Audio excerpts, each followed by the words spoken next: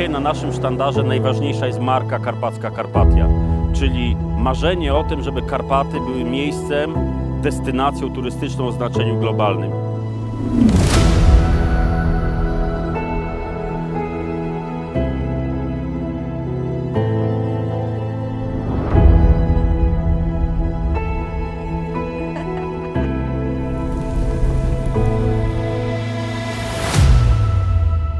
Ethno Days dedykowane jest przede wszystkim do turystów, którzy są gdzieś tutaj w okolicy lub po prostu planują przyjechać i poznać ten region i zobaczyć to, co najcenniejsze, to, co najpiękniejsze.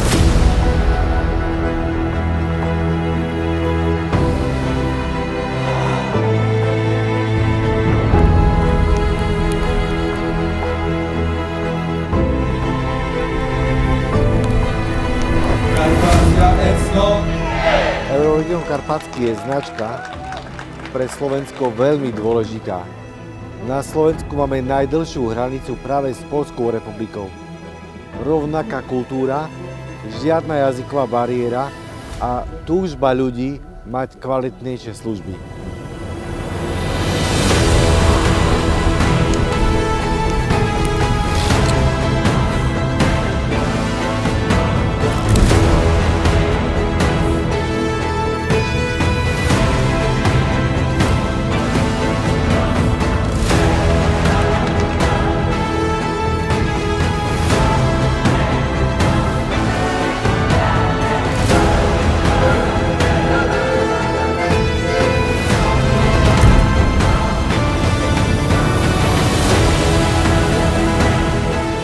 Presne o tom je Euroregión Karpaty, ktorý dokazuje, že spája ľudí, dáva úctu histórii, ale zároveň aj perspektívu mladým ľuďom.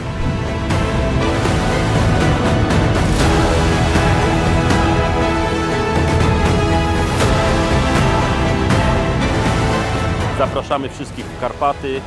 Bądźcie z nami, bądźcie z Euroregionem Karpackim. Razem tworzymy Karpaty przyszłości.